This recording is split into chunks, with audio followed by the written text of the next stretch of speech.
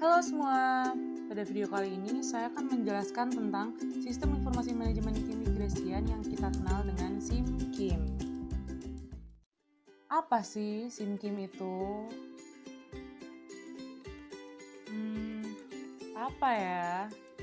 Nah, menurut Undang-Undang Nomor 6 Tahun 2011 tentang Keimigrasian Pasal 1 Angka 10, Sistem Informasi Manajemen Keimigrasian adalah sistem teknologi informasi dan komunikasi yang digunakan untuk mengumpulkan, mengolah, dan menyajikan informasi guna mendukung operasional, manajemen, dan pengambilan keputusan dalam melaksanakan fungsi keimigrasian.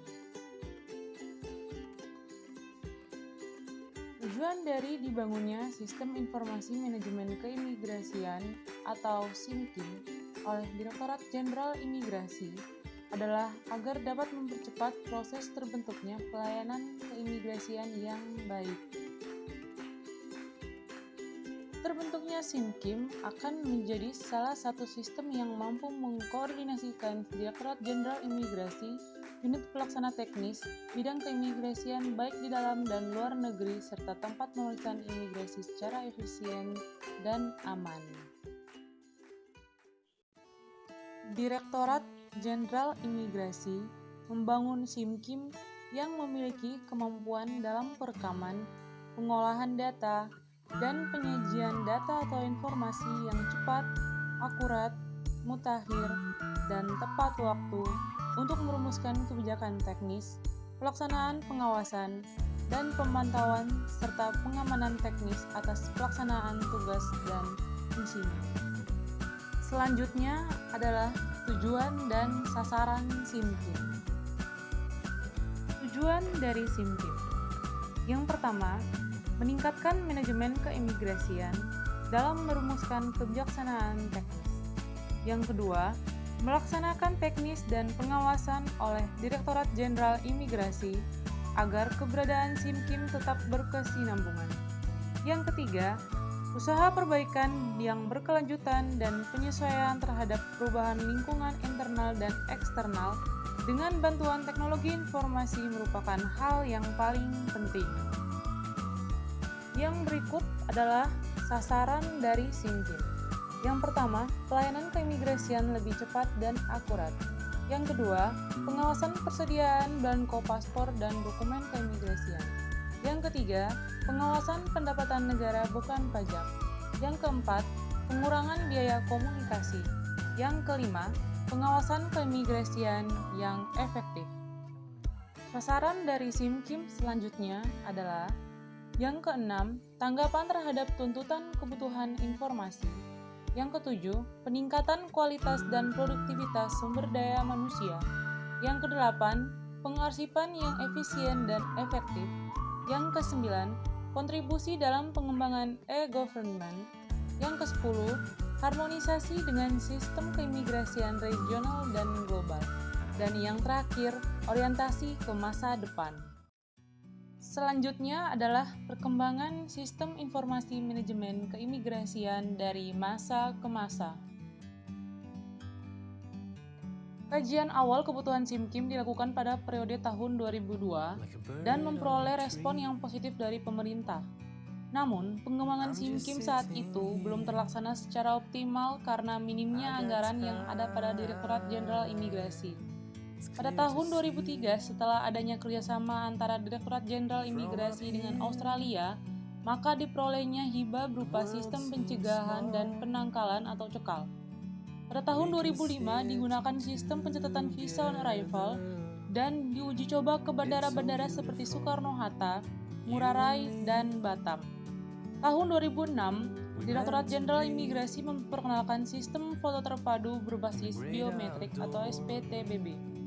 Sistem ini diterapkan pada SPRI dengan melakukan pengambilan foto wajah dan sidik jari pemohon SPRI sehingga dapat memenuhi standar Civil Aviation Organization serta akan terintegrasi dengan rencana SIM-KIM.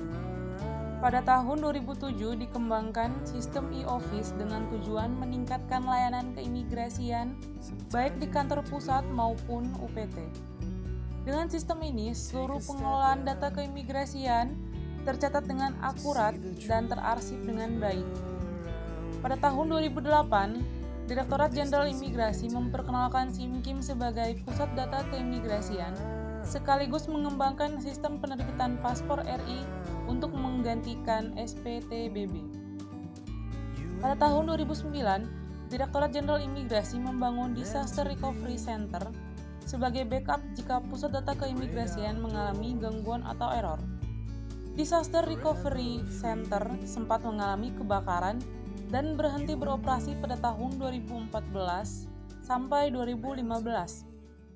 Setelah melalui proses renovasi atau perbaikan, Direktorat Jenderal Imigrasi meresmikan kembali DRC pada tahun 2016 yang masih beroperasi hingga saat ini. Pada tahun 2017 dikembangkanlah aplikasi SIMKIM versi 2.0. Pada tahun 2018, SIMKIM versi 2.0 ini diuji coba ke dalam sistem dokumen perjalanan Republik Indonesia, aplikasi perlintasan keimigrasian, aplikasi izin tinggal, dan aplikasi penyidikan dan penindakan keimigrasian. Uji coba ini dilaksanakan di beberapa kantor perwakilan RI di luar negeri dan beberapa kantor imigrasi di Indonesia. Pada tahun 2019, akan direncanakan penggunaan SIMKIM versi 2.0 di seluruh kantor imigrasi di Indonesia. Yang berikut adalah gambaran SIMKIM terbarukan.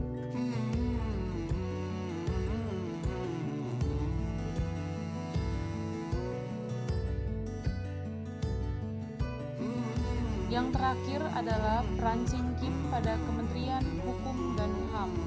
Data SIMKIM sejak dibangun telah memiliki rencana untuk dapat terintegrasi dengan Pusdatin, sehingga kedepannya seluruh data-data yang tersimpan dalam Pusdakim akan terintegrasi dengan Pusdatin bersama dengan Kementerian Hukum dan HAM.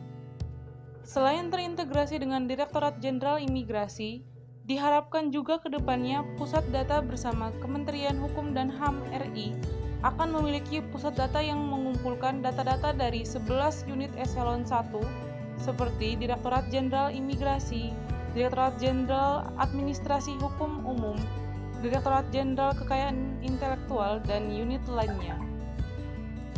Aplikasi Sistem Informasi Manajemen Kepegawaian adalah salah satu aplikasi yang terintegrasi Direktorat Jenderal Imigrasi dengan Pusat Data Kementerian Hukum dan HAM RI. Dengan adanya sistem ini, maka pimpinan dapat melakukan analisa dan evaluasi terkait data-data keimigrasian. Sekian penjelasan dari saya. Terima kasih.